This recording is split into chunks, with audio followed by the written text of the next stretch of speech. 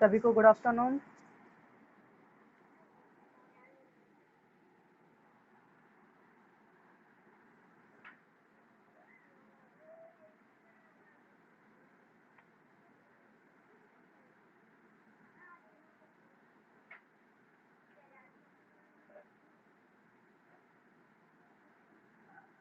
कल हमने देखा अंडे के छिलके एकांकी,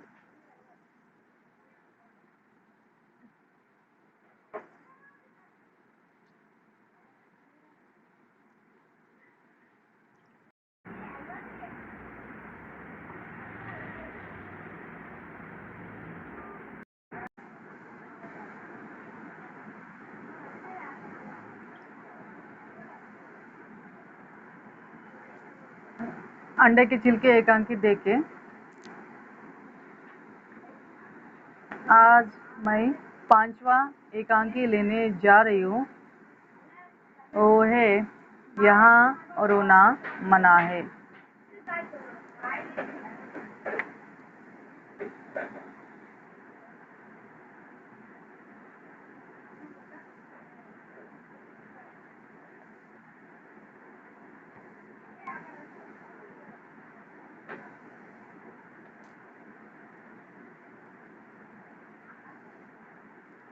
यहाँ रोना मना है, ममता कलियां लिखा हुआ है।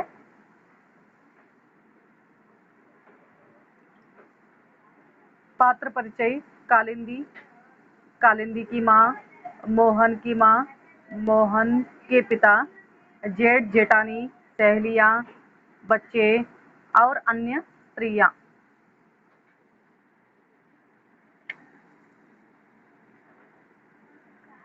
दृश्य एक दिख रहा है, उसमें लड़कियों का जमघट। दृश्य एक में लड़कियों का जमघट है। बहुत सारे लड़कियां हैं, हंस रहे हैं और खिलखिला रहे हैं। बहुत सारे लड़कियां मिलकर बातें कर रहे हैं। बहुत उनका कलनाच चल रहा है, लड़कियों का ही आवाज आ रहा है। हिल मिलकर हंस रही है और घर के कमरे में ही झूला डला हुआ है। हिल मिलाकर हंसने की आवाज आ रहा है और कमरे में झूला डला हुआ है। लड़कियां बारी बारी से झूला झूल रहे हैं। लड़कियां एक होने के बाद एक बारी बारी से झूला ले रहे हैं अपने लिए। अब देखिए कौन सा, तो अब नागर पंचमी वगैरह आ गए तो हमारे हिंदुओं में क्या करते हैं, जो भी ससुराल को चले गए हैं वो भी आ जाते हैं अपने मायके में आकर। वहाँ ए जो झूले का त्योहार है नागर पंचमी वो करते हैं। वैसे ही इधर भी बहुत सारे लड़कियां मिलकर झूला झूल रहे हैं। सभी 18 से 20 की उम्र के आसपास है। सभी लड़कियां जो है वो 18 की 20 से उम्र के आसपास की है। किसी ने लहंगा ओढ़नी पहनी हुई है, किसी ने सीधे पल्ले की धोती।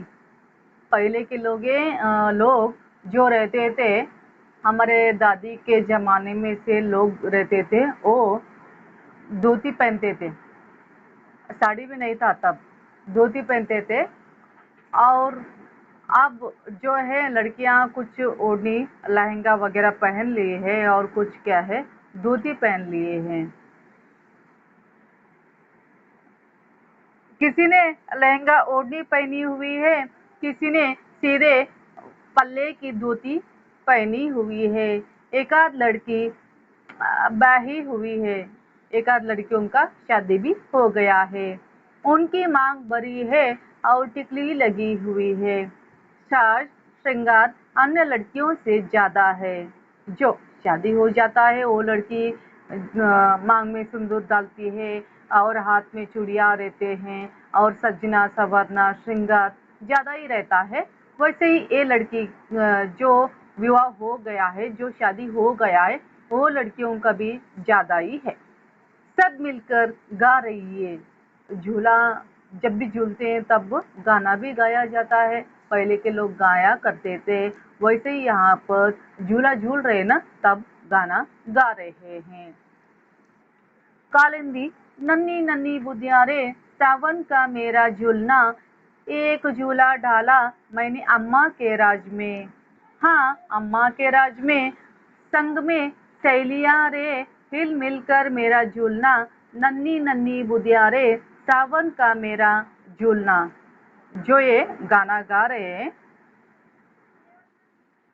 नन्ही नन्ही बुद्धियां रे, सावन का मेरा झूलना, एक झूला डाला मैंने अम्मा के राज पर। हाँ, अम्मा के राज पर।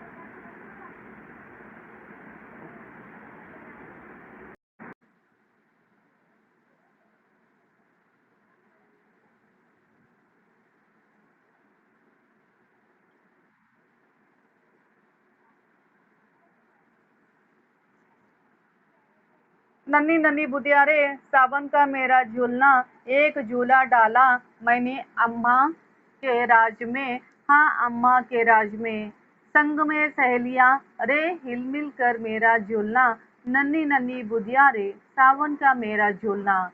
वैसे ही एक गाना गा रहे हैं। सहेली एक झूला डाला मैंने सासों के राज में। हाँ, सासों के राज में, आधी आधी रतिया रे, चेकी का मेरा पसीना। वह समेत नन्ही नन्ही बुदिया रे, सावन का मेरा झूलना, सभी लड़कियां खिलखिला कर फिर हंसती है। कालिंदी की माँ का प्रवेश, तब भी कालिंदी जो लड़की है उसकी माँ का प्रवेश हो जाता है। साड़ी का आंचल सीधा है, कस्बाई किस्म की स्त्री है, व्यक्तित्व में सादगी और वात्सल्य है। जो कालिंदी की माँ आ जाती है उसके व्यक्तित्व में क्या है, ममता भरा हुआ है, बहुत ही क्या है, सुंदर स्त्री है। और सादगी, साधारण स्त्री कैसे रहती है वैसे ही उसकी माँ भी है।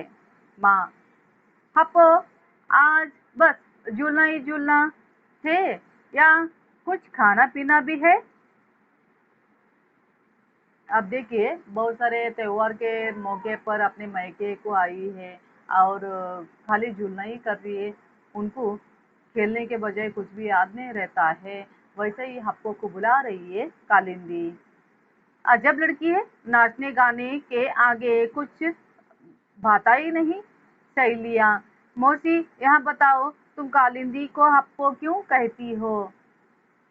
मौसी, तुम यहाँ बताओ, तुम कालिंदी को हप्पो नाम से क्यों बुलाती हो? यहाँ भी कोई नाम हुआ, न तू न मेल।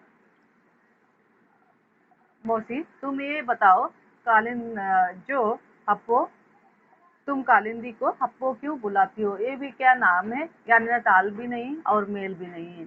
माँ, अरे नाम की मत पूछ, जब ये पैदा हुई तो एकदम गुलगुली सी थी। जब ये पैदा हुई है ना, तब ये पैदा हुई थी, तब गुलगुली सी थी। इसके भैया ने देखकर यहाँ, अम्मा ये तो इतनी मुलायम है, बहुत ही मुलायम, इसे तो मैं हक कर जाऊं। वहाँ इसे तो बहुत ही कोमल। अब देखिए, कोई भी एक छोटी सी बच्चे जब पैदा हो जाते हैं, नवजात शिशु रहते हैं, जब उनका जन्म हो जाता है तब बहुत ही कोमल कोमल, मुलायम मुलायम रहते हैं, जैसा मैदा आटे से भी कोमल, उतना मृदु रहते हैं। पेट में, जब माँ के पेट में बच्चे रहते हैं, जब शिशु रहता है तो इतना मुलायम रहता है, बहुत ही कोमल, बहुत ही मुलायम। उसका भाई देखकर यहाँ कहता है, माँ ये देखो कितना मुलायम है, कितना कोमल है, इसे मैं प्यार से हप कर जाऊं। यानी ना, हप कर जाऊं बोलो तो ऐसा गोलगप्पे की जैसा खाऊं, हप कर जाऊं। बस इसी का नाम हप्पो पड़ गया, इसीलिए प्यार से हप्पो हप्पो बुलाने लगे। दूसरी सहेली, मौसी, जीजी को हप्पो न बुलाया करो, कल को ब्याह होगा, यहाँ नाम अच्छा लगेगा। वहाँ कल ये नाम हप्पो हप्पो बुलाए तो अच्छा नहीं रहता है, तब उसे हप्पो न बुलाया करो।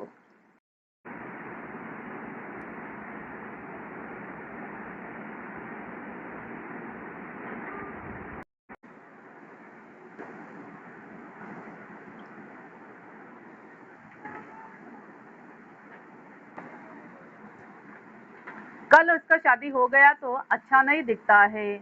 दूसरी सहेली, मौसी जीजी को हप्पो ना बुलाया करो, कल शादी हो जाने के बाद ये भी नाम अच्छा लगेगा।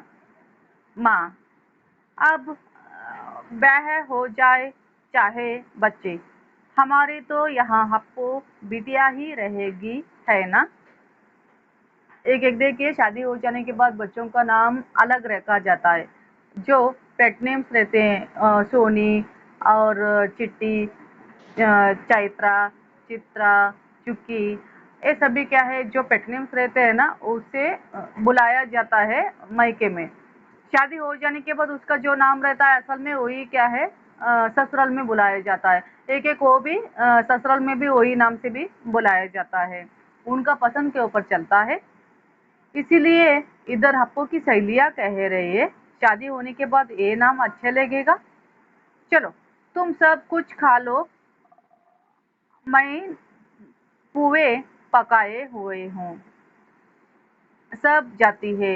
दृश्य 2, एक दृश्य हो जाता है। दृश्य दूसरा, घर में चहल पहल है। घर में बहुत ही चहल पहल है। नाइन दीवारों पर हाथ के छापे लगा रही है।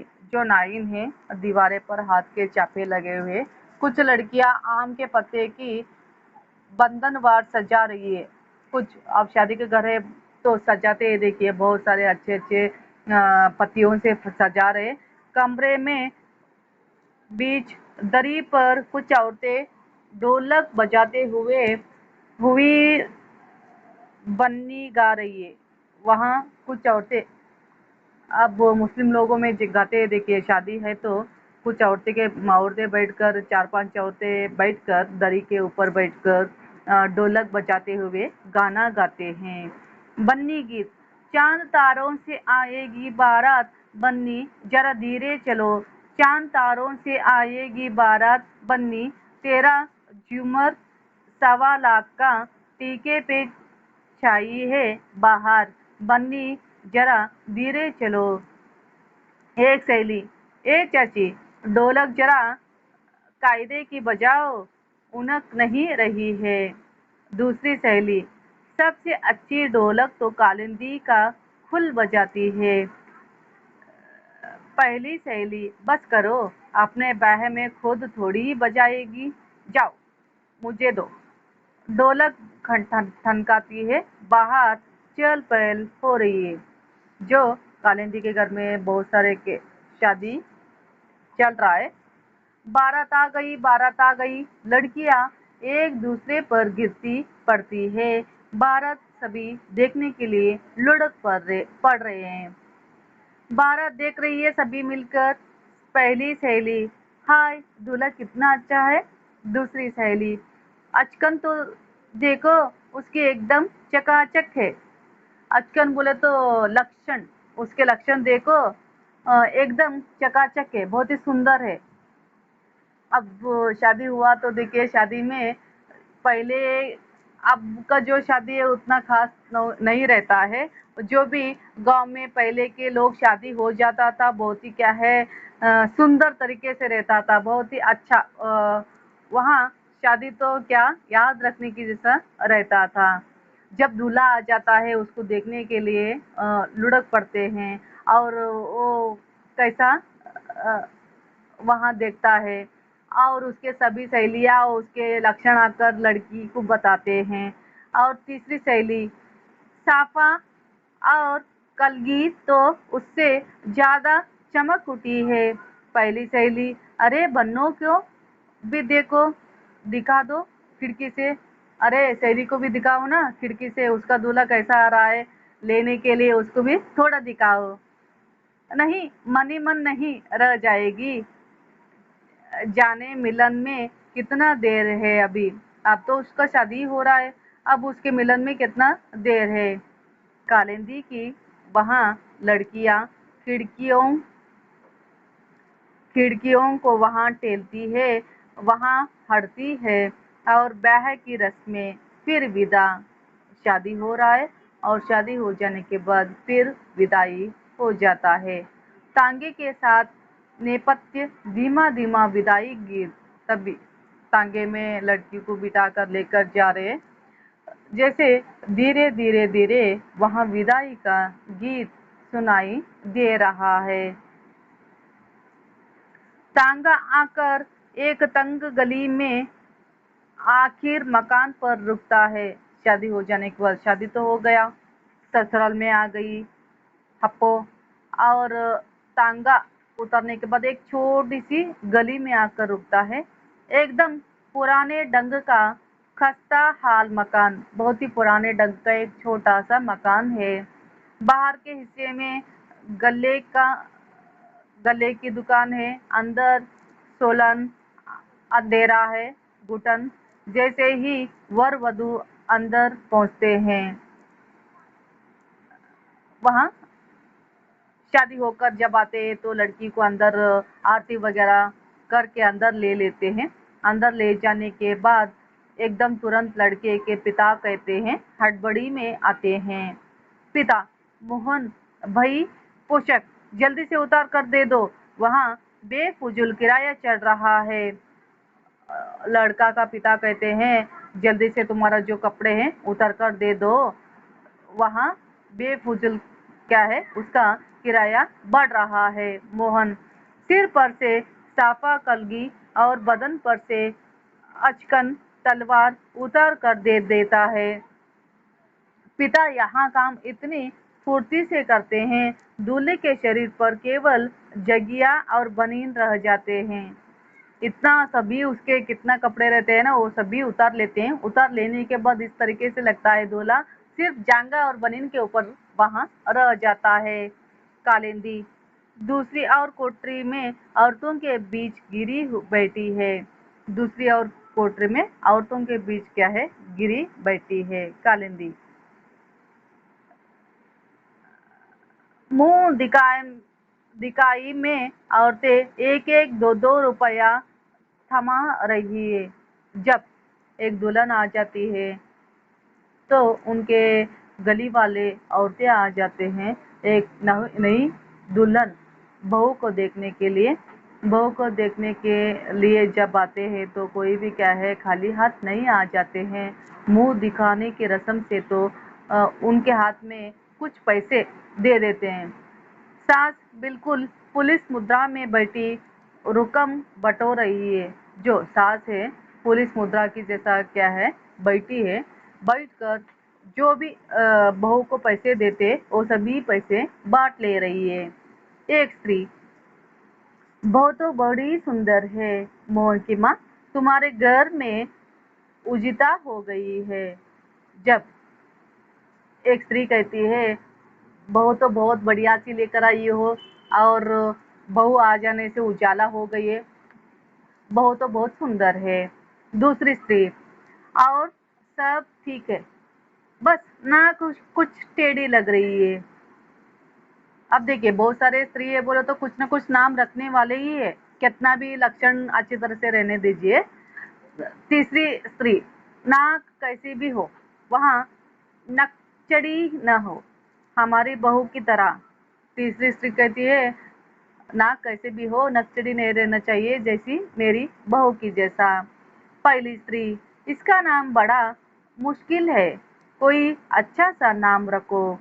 जो कालिंदी नाम है वो बहुत ही मुश्किल है, कोई अच्छा सा नाम रखो। मोहन की माँ, मुझे तो अपनी बहू बड़ी पसंद आई, स्वाचक और लक्ष्मी, साक्षात लक्ष्मी की जैसा। मोहन की माँ कहती है, मुझे तो अपनी बड़ी बहू बड़ी पसंद आई है, साक्षात लक्ष्मी की जैसा है। वहाँ कहती है साक्षात लक्ष्मी की जैसा है। कोई भी स्त्री को लक्ष्मी बुलाया जाता है, अब बहू तो आई है, साक्षात लक्ष्मी की जैसा कदम रखी है, वैसे तुम दिख रही है तो लक्ष्मी की जैसा। वहाँ मोहन की माँ कहती है, साक्षात मेरी बहू लक्ष्मी की जैसी है। हाँ, यही नाम अच्छा है, लक्ष्मी। दृश्य 3, मोहन की अम्मा गुमसुम बैठी हो। मोहन की अम्मा गुमसुम चुपचाप बैठी है। सास, लक्ष्मी की सास, माँ और मुंह फुलाकर बैठ जाती है। मोहन, अम्मा अब तुम्हें आराम करना चाहिए। क्या धाम लक्ष्मी को सौंप कर बस रामायण वाचा करो। मोहन कहता है, अब बहू आई है और तुम्हें कुछ भी विचार नहीं करना चाहिए। बहू को सब थमाकर तुम्हें आराम से रामायण पढ़ते बैठना चाहिए। माँ, उस राय वाली को कुछ आए तब ना। वहां कहती है उसकी माँ, वो राय वाली को कुछ आता ही नहीं। मैं तो पहले ही सुन आई थी, राय की चोरी कामकाज में कोरी। वहां कहती है उसकी माँ, अरे मैं तो क्या है पहले ही पूछी थी। राम जो राय वाली की छोरी रहते हैं, जो कुछ भी कामकाज नहीं जानते हैं। मोहन, तुम कहो तो अभी ठीक कर दूं। माँ, सो तो मैं कर लूंगी, पर सो बातों की एक बात, औरत को हमेशा दबा कर रखो। माँ कहती है, तुम क्या कहते हो, शादी तो हुआ है, अब हमेशा औरत को तुम अपने वश में रखो, दबा कर रखो। मोहन कोठरी में जाता है। लालटेन के मध्यम प्रकाश में कालिंदी पुराने अखबार का एक फटा टुकड़ा पढ़ रही है। कोठरी में जाता है, जाने के बाद कालिंदी भी पढ़ी लिखी है। एक पुराना अखबार का जो टुकड़ा दिखता है उसको पढ़ रही है।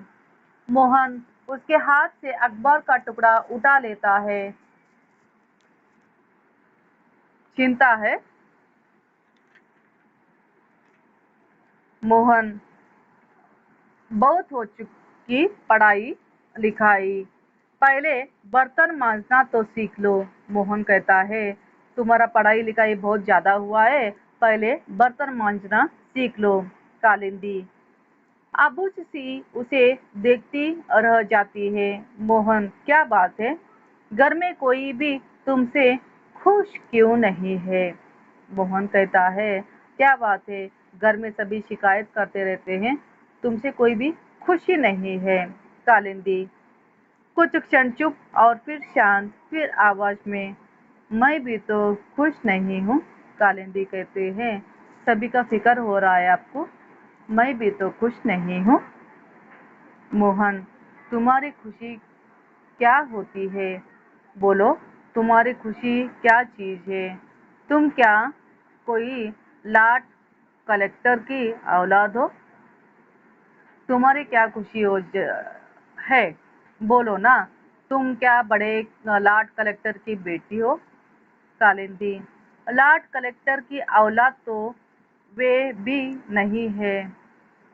मोहन, क्या कहा, जुबान लड़ाती है, बज्जा कहीं की, खबरदार मेरी माँ के लिए कुछ भी कहा तो। मोहन कहता है, मेरे साथ जबान मत लड़ाओ, मेरे माँ को खबरदार कुछ बोले तो। मोहन के चिल्लाने से घर के सब लोग कोठरी दरवाजे पर आ जाते हैं। मोहन को माँ कमरा पर हाथ दे रहे अंदर आ जाते हैं। पिता दहलीज पर खड़े हैं।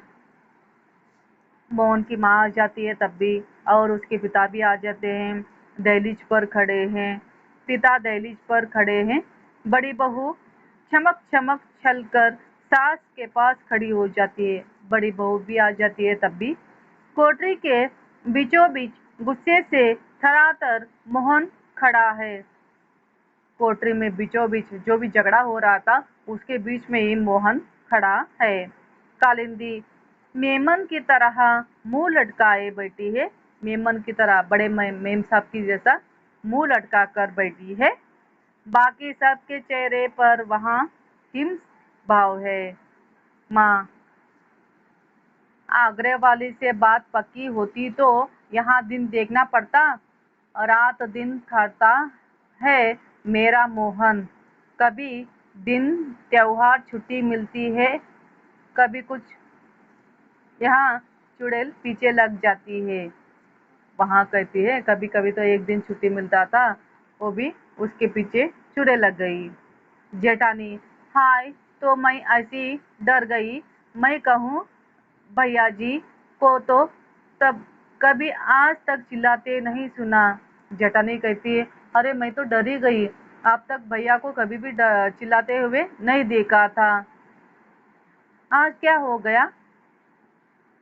इतने बरस हो गए हमारे बाय होकर, हमने तो कभी ऐसी लड़ाई कभी नहीं देखी, कभी नहीं सुनी। हमारा तो शादी होकर इतना दिन हुआ है, इतना साल हो गया है, कभी आवाज तक नहीं निकाले और कभी चिल्लाए भी नहीं, कभी झगड़ा भी नहीं करे।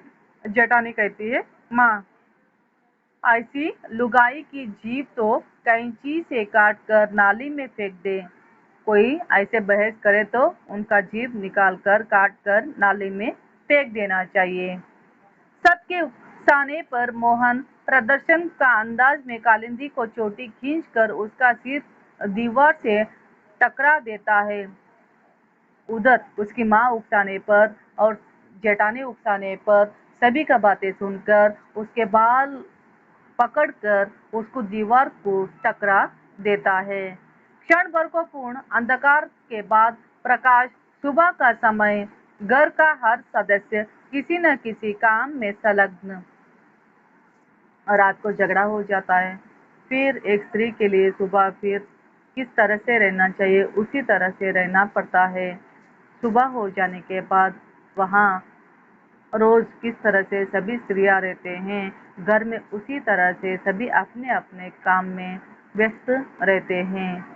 माँ सब्जी काट रही है, जेठानी चूल्हा चूल्हा जला रही है, कालिंदी आंगन आंगन में नल के नीचे बर्तन मांज रही है।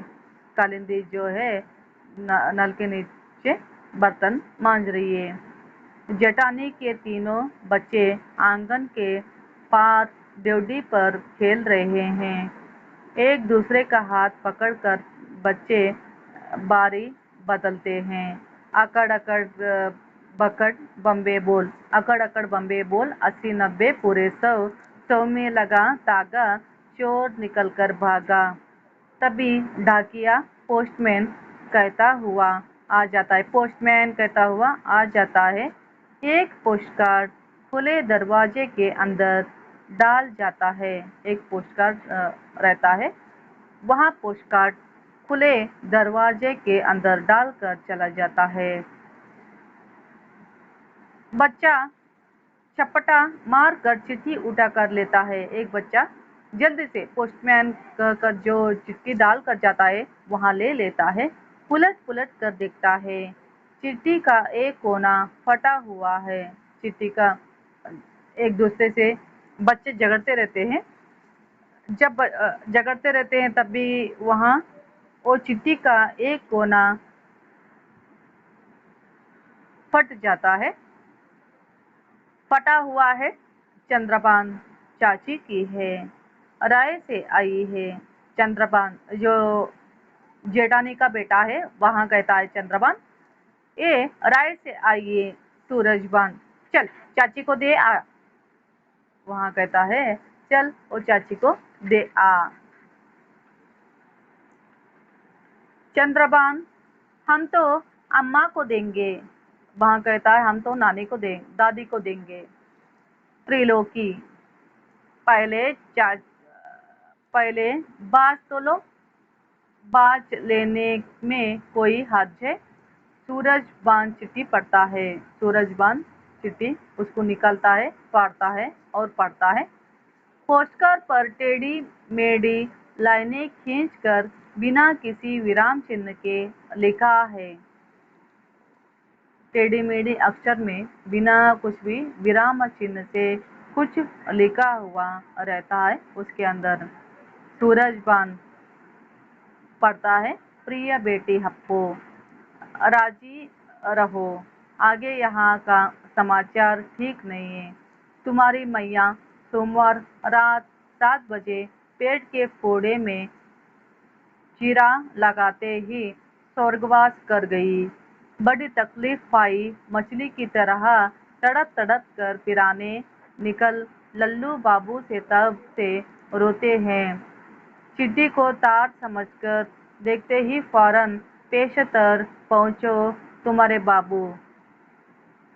तुम्हारी मैया को रात को पेट के दर्द से क्या है चिल्ला चिल्ला कर क्या है वो मर गई है उसको ही तार समझकर तुम्हें चिट्ठी देखने के बाद फौरन लौट आ जाओ, कहकर ये चिट्ठी दे देते हैं। त्रिलोकी, यहाँ तो जरूरी चिट्ठी है। चिट्ठी पढ़कर सूरजबान, चंद्रबान सभी बच्चे डर जाते हैं। और वहीं त्रिलोकी, ये तो जरूरी चिट्ठी है। चंद्रबान, ऐसा करो, चिट्ठी चपके से राय वाली चाची के पास रख दे, धर दे। बच्चे अंदर जाते हैं। आंगन में राय वाली बैठी बर्तन मांजती रहती है। बच्चे उसके पास पोस्टकार्ड फेंक कर भाग निकलते हैं। एकदम सभी बच्चे चले जाते हैं। चले जाने के बाद वहाँ चिट्ठी उसके पास रखकर भाग जाते हैं। और आए वाले चिट्ठी बड़े चाव से राख भरे हाथ से उठा लेती है। बर्तन मांगते रहते, उसके हाथ सभी राख हो गया था, वैसे ही उठा लेती है। चिट्ठी पढ़ती है, कुछ समझ न आता, फिर पढ़ती है। पलट कर डाक घर से मुहार देखती है, फिर डाकघर से मुहार देखती है। बाप की लिखावट चिन्हती है। वहाँ बाप की लिखावट, अपने पिताजी जो लिखते हैं उसका अक्षर जानती है, पहचानती है। सुन्न बैठी रह जाती है, एकदम उनके पिताजी का जो लिखावट देकर सुन्न बैठ जाती है। सास का आंगन में प्रवेश, मुंह में पान की गिलोरी दबी है, कमर में चाबियों का गुच्छा है। मोहन की माँ, तभी मैं कहूँ, बर्तन मांजते मांजते सांझ हो गई, आज क्या बात है? देखा तो हाथ पर धरे बैठी सपने देख रही हो। पैर से एक बर्तन टनकाती है। राय वाली चेतना में लौटते हाय मैया कहकर एक हृदय विदायक चीख मारती है। वहाँ बेहोश लुढ़क जाती है, वहीं पर बेहोश हो जाती है। घर भर के लोग इकट्ठा हो जाते हैं। माँ का हाथ नचा नचा कर बोलना, हाय हाय, इसने तो बोली तो कुछ भी नहीं, मुझसे देखा तो ऐसा चिल्ला मारी जैसे रेल का इंजन चिल्लाता है। जेठ की नज़र पोस्टकार्ड पर पड़ती है, तभी जेठ जो रहता है उनका नज़र पोस्टकार्ड पर पड़ता है। वे उठा कर पोस्टकार्ड पढ़ते हैं। संकेत बताते संकेत बताते राय वाली की महतारी सड़क सिधर गई, तब भी वो संकेत ही बताते उनकी माँ स्वर्ग चली गई है। सबका सोच मग्न होगा। मोहन की छोटी भाई का ब्याह 8 दिन का बाद है। मोहन का जो छोटा भाई है, कालिंदी का देवर का शादी है 8 दिन के बाद। माँ, अब ये चली गई तो पिहर यहाँ काम कौन संभालेगा? इधर शादी का घर है, बहुत सारे लोग आने वाले रहते हैं, जाने वाले रहते हैं, काम कौन संभालते हैं? अभी कुछ नहीं किया, कल रामचंद्र का तिलक है, कल रामचंद्र का तिलक है।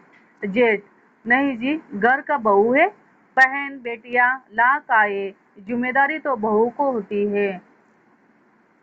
बहन और बेटियों को कुछ भी आए तो न आए तो भी चलता है, लेकिन बहू को तो रहना ही है, काम तो करना ही है।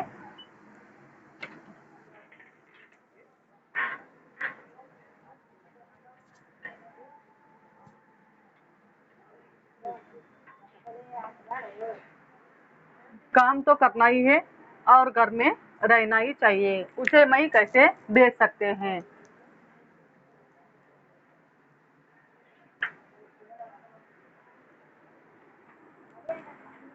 मोहन, पर उसकी मैया मरी है, कायदे से जाना ही चाहिए। उसकी मैया तो मर गई है, कायदे के हिसाब से देखा जाए तो उसे जाना ही चाहिए। मोहन, माँ, छोटी मैया का ब्याह का कोई चाव नहीं है, और चली गई तो सूतक नहीं लग जाएगा। अब चली गई तो हमारे घर को शादी है 8 दिन में हमारे घर को सूतक न लगेगा। सूतक पातक 2 पाप कभी न करो, लौट कर काम छूने की काबिल न रहेगी। बाहर के घर में काम ही काम, शादी का घर है बोलो तो बहुत सारे काम रहता है, लौट कर काम छूने की काबिल न रहेगी। वहाँ जो मरे हुए घर में जाकर क्या करती है, हमारे घर को सूतक लग जाता है, इसीलिए मैं तो नहीं बेचती हूँ। शादी का घर है, हमारे घर में काम ही काम रहता है, कौन करता है सभी काम? पिता। और अब रोने से माँ तो वापस न आती। वहाँ कहती है अब रोने से माँ तो वापस नहीं आ जाती है। जेठ। और क्या, सूरबान की माँ तो वैसे ही काम करने के काबिल नहीं है और पैर में मोच भी आ गई है। माँ, सीधी बात समझा दे उसे, घर में इतने बड़े काम में बहू न हुई तो कितनी जगह साई होगी हमारा। घर में इतने लोग रहते हुए भी बहू नहीं तो सभी जो नई नई दुल्हन है सभी आकर उनको ही पूछते हैं, वो नहीं तो कौन काम करते हैं, सोचने लग जाते हैं। मोहन ठीक है। अंदर कोठरी में कालिंदी आंचल मुंह में दबाए सिसक रही है। मोहन देखता है, ठीक है कहता है, अंदर चला जाता है। अंदर कोठरी में कालिंदी आंचल मुंह में दबाए सिसक रही है, रो रही है। उसे देखकर आंखें पूछती है, फिर सबकते हुए फिर कहती है, कालिंदी हमें इसी वक्त राय पहुंचा दो, हमें किसी भी हालत में मेरे गांव को पहुंचा दो, हमारा जी उड़ा उड़ा जा रहा है, मेरा माँ का बहुत याद आ रहा, इसलिए मुझे किसी भी हालत में मुझे पहुंचा दो राय को।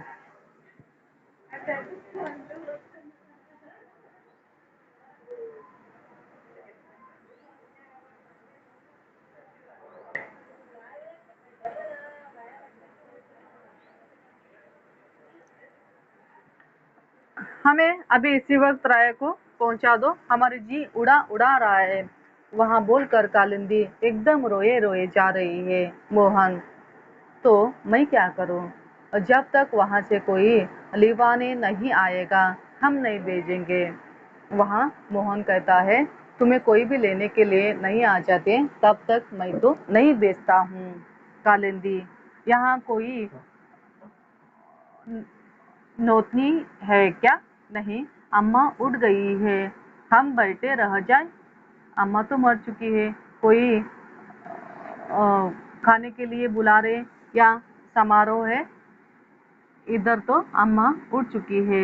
मोहन कल रामचंद्र का तिलक है, तुम नहीं जा सकती। मोहन कहता है कल मेरा भाई का तिलक है, तुम नहीं जा सकती। कालिंदी मैं तो जरूर जाऊंगी, चाहे कुछ हो जाए, सब कहेंगे माँ के मरने में तब भी नहीं आई। मोहन सोच लो, यहाँ घर या वहाँ घर, तुम सोच लो यहाँ रहना है या वहाँ रहना है। मेरा भाई का ब्याह है, इस मौके पर चली गई तो वापस घुसने न दूंगा। मेरा भाई का शादी है, इस अवसर पर तुम चली गई तो फिर अंदर आने के लिए न दूंगा। पड़ी रहना सारी उम्र अपने बाप के द्वार पर।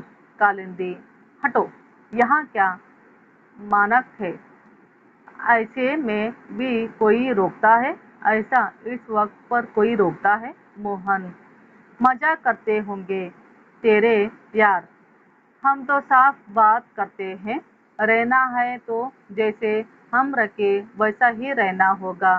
कालिंदी गाल पर ऐसे हाथ रखते हैं मानो उसे तमाचा पड़ा हो, उसके होठ फड़फड़ाने लगते हैं, आंखों से आंसू जा रहे हैं।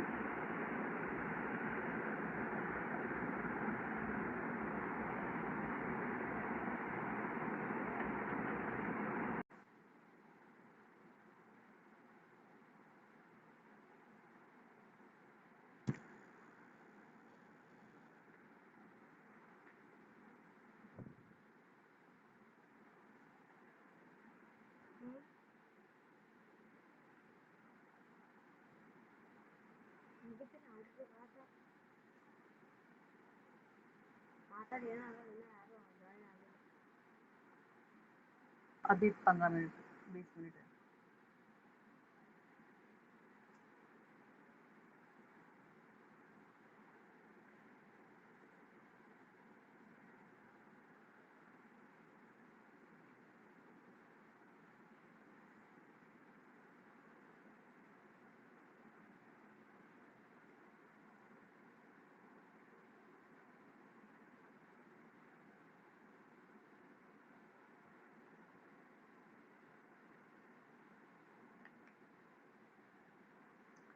मोहन, मजा करते होंगे तेरे यार। हम तो साफ साफ बात करते हैं। रहना है तो जैसे ही रहे, हम जैसे रखे वैसा रहना होगा। कालिंदी गाल पर ऐसे हाथ रखती है मानो उसे तमाचा पड़ा हो। उसके होठ फड़फड़ाते हैं, बोल नहीं पाती। मोहन पीठ पर पैर लेता है, कर सो जाता है। कालिंदी की आंखों में से आंसू आ जाते हैं, वहां रो रही है। कालिंदी के आंखों में से आगे माँ के दृश्य चित्र आ जाते हैं। तरकारी काटती है, पराठे सेकती है, हंसती है, बैठती है। कालिंदी की माथे का पसीना पोंछती है। अम्मा, वहाँ कालिंदी के सामने उसके चित्र आ रहे हैं। दृश्य 4।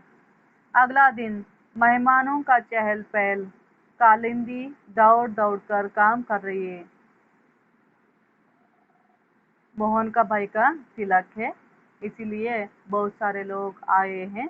आंगन में बहुत सारे लोगों का चहल पहल हो रहे हैं और कालिंदी घूम फिर कर दौड़ कर काम कर रही है। कभी किसी से पैर छू रही है, कभी किसी को हाथ जोड़ रही है, कभी पतल परोस रही है, कभी खाना परोस रही है, कभी दरिया बिछा रही है, वहाँ काम कर रही है। एक मेहमान, मोहन का अम्मा, बहू कुछ सुस्त लग रही है। एक मेहमान कहती है, बहू तो कुछ सुस्त लग रही है। मोहन की माँ, कल से बुखार चढ़ा है, पर देवर का तिलक है, चाऊ से देखो जुटी हुई काम में। सवेरे मुंह में दाना नहीं डाला, कल से ही बुखार आया है और सुबह से लेकर काम कर रही है, मुंह में कुछ भी नहीं खाई, इसीलिए जेठानी। नई साड़ी मिलने का चाव जोर करा ले। नई साड़ी पहनने की ख्वाहिश है तो सब कुछ करती है। दूसरी मेहमान, अरे तो उसे कुछ खिलाओ। दूसरे मेहमान कहते हैं, सुबह से कुछ भी नहीं खाई तो कुछ ना कुछ खिलाओ। मोहन की माँ, और आए वाली आ, एक बालूशाही खा ले, देख कैसी भुरभुरी बनी बनी है। मोहन की माँ कहती है, अपने बहू को बुलाती है, एक बालूशाही खा ले और कितना अच्छी तरह से बने हैं, देखो। कालिंदी वहाँ आसपास नहीं, कहीं नहीं। राय वाली कहती हुई मोहन की माँ उसकी कोठरी में चल देती है। इसी बीच कई लड़कियां, औरतें ढोलक लेकर दरी पर बैठ जाती है। ढोलक बजाई जाती है। एक औरत बन्ना का स्वर उठाती है, दूसरी स्त्रियां स्वर पकड़ती है। तभी एक स्त्री, राय वाली कहाँ है, उसे बुलाओ, उसका गला बड़ा अच्छा है, वहाँ गाएगी, वहाँ कहाँ उठती है। दूसरी स्त्री, जाने दो, थकी होगी, कमर सीधी कर लेगी। तीसरी स्त्री, वहाँ देवर का बैह में नहीं गाएगी तो कब गाएगी, बुलाओ राय वाली को। पोट्री में राय वाली बिस्तर पर आंखों पर बाहर रखकर निडाल पड़ी है। सास एक क्षण में नरमी से देखती है, फिर उसकी मुद्रा कठोर हो जाती है। मोहन की माँ, राय वाली, मेरे घर में आज के दिन असगुन न मना। कल अपने घर जाकर भी जी भर रोए। खबरदार मेरे घर में आंसू गिराए तो। तभी तो चप्पल लड़कियां ओढ़नी संभालती है, दौड़ी दौड़ी आ जाती है। मौसी, राय वाली भाभी को कहाँ है, बुलाओ, गीत गाएगी। मोहन की माँ, उठ बहू, देख कितने प्यार से सभी तुम्हें बुला रहे हैं, उठो।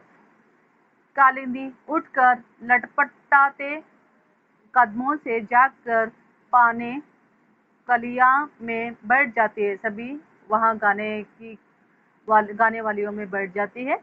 बनने के स्वर हवा में तेज हो जाती है। लड़कियां उसे कोसती है, गाओ ना भाभी गाओ, यहाँ बनना तो तुम्हें आता है, यहाँ गाना बजाना तुम्हें अच्छी तरह से आ जाता है, जरूर गाओ। कालिंदी भरे दिल से तुम गाओ, मैं संग बैठ जाती हूँ। कुछ औरतें उसकी स्वर ढोलक सरका देती है, वह हाथ उठाती है, फिर हाथ नहीं उठाते।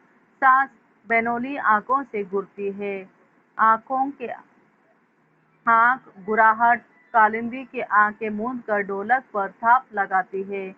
इसी दृश्य में एक औरत उमंग भरा बन्ना का स्वर है, दूसरी ओर ढोलक पर थाप पड़ने से नेपथ्य मात्र एक शब्दांश भराई आवाज में अम्मा अम्मा निकल रहा है, वहाँ रो रही है। कालिंदी रो रही है अम्मा अम्मा कहकर। अचानक किराए वाली ढोलक उठाकर नाचने वालियों में मिलती है। अचानक ढोलक उठाकर नाचने वालियों में चली जाती है। बहुत ही दुख दिल भर आया था। वहाँ शोक मना रही है और अम्मा का याद आ रहा है, रोती है, दिल बहुत ओझल हो जाता है। फिर नाचने वालियों में के साथ चली जाती है। ढोलक एक अन्य स्त्री संभाल लेती है। राय वाली नाचना शुरू करती है, नाचती जाती है, अंत में चक्कर खाकर काटती हुई नाचती है। साथ नाचने वाली लड़कियां थक कर बैठ जाती है। अकेली राय वाली चक्कर दर नाच नाचती है। उसकी आंखों में आगे पूरा दृश्य उल्टा सीधा घुमड़ मिड़क होकर तेजी से दौड़ता है। नाचते नाचते राय वाली बड़ी महफिल में उदार से गिर जाती है। बन्ना का बोझ तेजी से उभरता है। ये हुआ। यहाँ रोना मना है। उसकी माँ मर जाती है, फिर भी कालिंदी नहीं रोना चाहिए कहती है, और शगुन मत लगाओ कहती है। देवर का तिलक रहता है, सास मायके को जाने के लिए नहीं छोड़ती है, और वहाँ आंखों के आंसू रोक लेकर अंत में एक वहाँ जगह पर आकर रुकते हैं। और यही यहाँ का कहानी है, एकांकी है। यहाँ रोना मना है। बहुत ही अच्छी तरह से यहाँ पर ममता कलिया ने इसे प्रस्तुत करे हैं। एक स्त्री के शादी हो जाने के बाद अपने ससुराल में एक स्त्री किस तरह से रहती है, और एक छोटी लड़की है, बहुत बड़ी नहीं है, 14-15 साल की बहुत छोटी लड़की रहती है कालिंदी।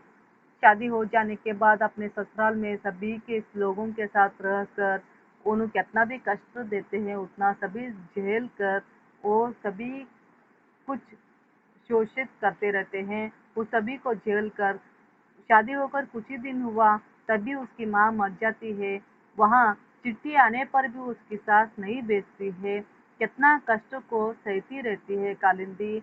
उसका माँ मर गई है, दिल खोलकर रोया भी नहीं जाता है। दिल खोलकर रोने के लिए भी नहीं दे रही है उसकी सास। जब दिल भर कर रोना चाहती है बोले तो रोने के लिए भी मना है। यही यहाँ एकांकी है, यहाँ रोना मना है। बहुत ही सुंदर तरीके से प्रस्तुत करे हैं। ये हो गया, फिर अगली क्लास में अगला ले लेती हूँ।